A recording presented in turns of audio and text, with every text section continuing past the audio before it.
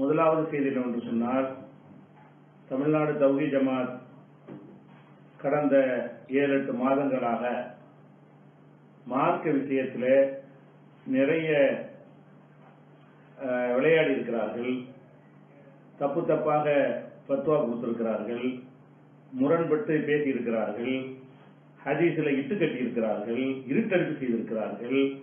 அப்ப நிறைய மார்க்கத்தில் விளையாடி இருக்கிறார்கள் என்கிற ஒரு குற்றச்சாட்டை நம்ம தொடர்ச்சியா சொல்லிக் கொண்டே வந்தோம்.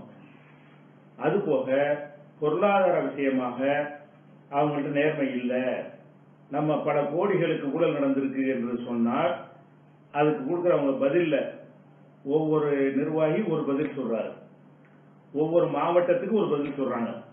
ஒரே நிர்வாகிய போன மாசம் சொன்ன விளக்கத்துக்கு மாற்றமா அடுத்த மாசம் சொல்றாரு.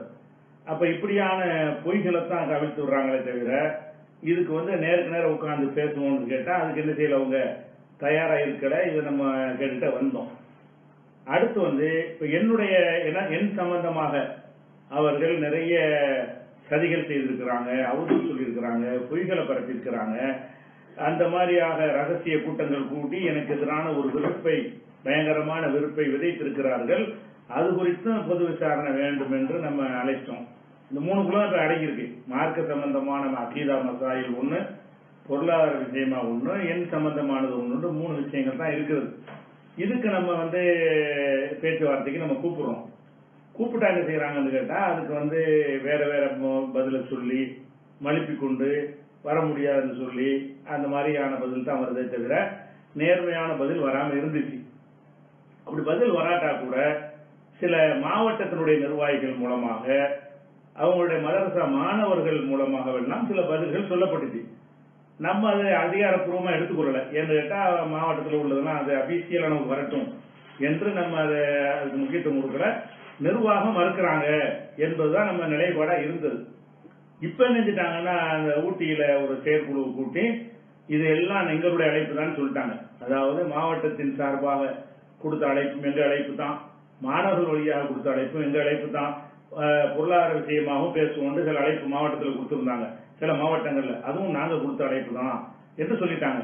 என்னுடைய சம்பந்தமான விசாரணைக்கு என்ன செஞ்சிருக்காங்க, அதையும் கொடுத்திருக்கிறாங்க. எல்லாம் எங்களுடைய தான் ஒத்துக்கிட்டாங்க. இப்ப நம்ம என்ன செய்யறோம் கேட்டா இதுவரைக்கும் நாங்க இவருக்கு பதில் சொல்ல தயாரா இல்லை என்று சொல்லி கொண்டு வந்தவர்கள் இப்பவாது என்ன செய்யறாங்க, ஒத்துக்கிட்டாங்களே என்று சொல்லி நம்ம அதை வரவேற்று நாம ஒரு கடிதம் கொடுத்திருக்கிறோம்.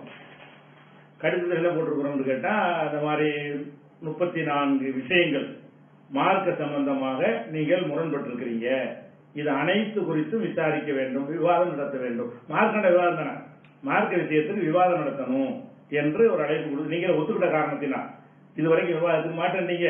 அப்படி ஒத்துக்கிட்டு மார்க்கத்தில் நீங்க கரெக்டா செஞ்சுட்டீங்கன்னு சொன்னா நீங்க அதனால போனா யாரையும் நீங்க இறக்க மாட்டீங்க. மார்க்கத்துல தப்பு செய்றீங்கன்னு நிறைய பேர் போயிட்டாங்க ஜமாத்தை விட்டு. அப்ப ஜமாத்து அந்த கொள்கையில கரெக்டா இருக்குமே, ஆனால் அதுல இருந்து யாரும் பெரிய தேவையும் இல்லை. வராதீங்கன்னு நானே சொல்லுவேன், ஏப்பா வர்றீங்கன்னு.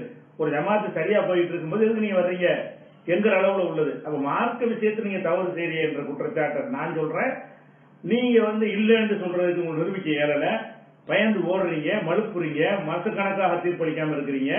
அப்ப ஒரு விவாதத்தின் மூலமா முடிவு கட்டுவோம்னு சொன்னா அதுக்கு பின்வாங்கிட்டு இருந்தீங்க. இப்ப அல்ஹம்துலில்லாஹ் ஒத்துக்கிட்டீங்கல்ல, இதுதான் லிஸ்ட், இதுக்கு தயாரா வாங்கன்னு பேசி பொருளாதார சம்பந்தமா பேசுவோம் இருக்கிறீங்க. எந்த முறைகள் நடக்கவில்லை பேசுவோம் இருக்கிறீங்க. அதுக்கு விவாதத்துக்கு நீங்க ஒத்துக்கிட்ட காரணத்தினால், மாவட்டம் ஒத்துக்கொண்டது நீங்க ஒத்துக்கிட்டதுதான் என்று வந்த காரணத்தினால் அதுக்கு நம்ம தயாரா நினைஞ்சிட்டோம் சொல்லிட்டோம்.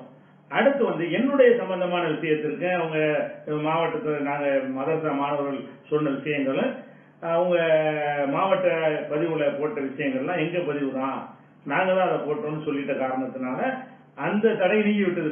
இப்ப 3 விஷயமே நாங்கள் தான் அழைச்சிருக்கோம், ஒத்துக்கிட்டோம் என்று சொன்ன காரணத்தினால் 8 மாசமாக நம்ம அழைப்புக்கு இப்பதான் நினைஞ்சிருக்கிறாங்க, அவங்க சாதகமான நிலை எடுத்திருக்கிறார்கள் என்று அதை வரவேற்று நாம் நினைஞ்சிருக்கிறோம். உங்களுடைய ரிப்ளை எழுத்துல கொடுங்க, ஒப்பந்தம் போட்டு எல்லாத்தையும் பேசுவோம்.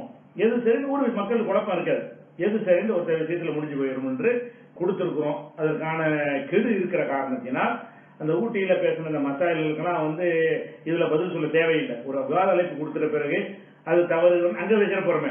சில விஷயங்கள் ஊட்டியில மார்க்க விஷயமாக அந்த கெடு வரைக்கும் மார்க்க விஷயமாக இந்த முகமது பேரை கேட்டா செலவாத்து விஷயத்தை சொன்னோம்னு கேட்டா அந்த லிஸ்ட்ல அது இல்ல. அந்த லிஸ்ட்ல இருந்து அதையும் சொல்லிருக்க மாட்டோம். அந்த நம்ம விவாத அழைப்பு கொடுத்த லிஸ்ட்ல எதுவும் இல்ல. இன்னைக்கு மட்டும் சொன்னேன்னு கேட்கக்கூடாது.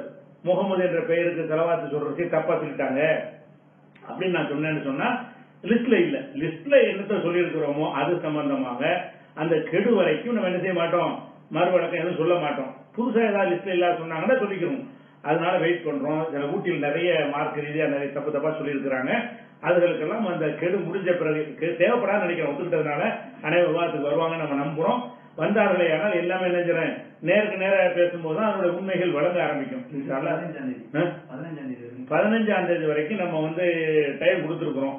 இன்னைக்கு தேதி 7, இன்னொரு 8 நாள் இருக்கிறது. 15ஆம் தேதிக்குள்ள அவங்க பதில் தருவாங்கன்னு எதிர்பார்க்கிறோம்.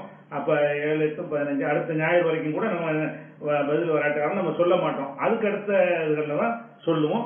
அழைப்பு கொடுத்துருக்கிறோம். அழைப்பு எப்படி கொடுத்துருக்கோம்னா அவங்களை ஒத்துக்கொண்ட காரணத்தினால நாம அழைப்பு 8 மாசமா கொடுத்துட்டு இருக்கிறோம்.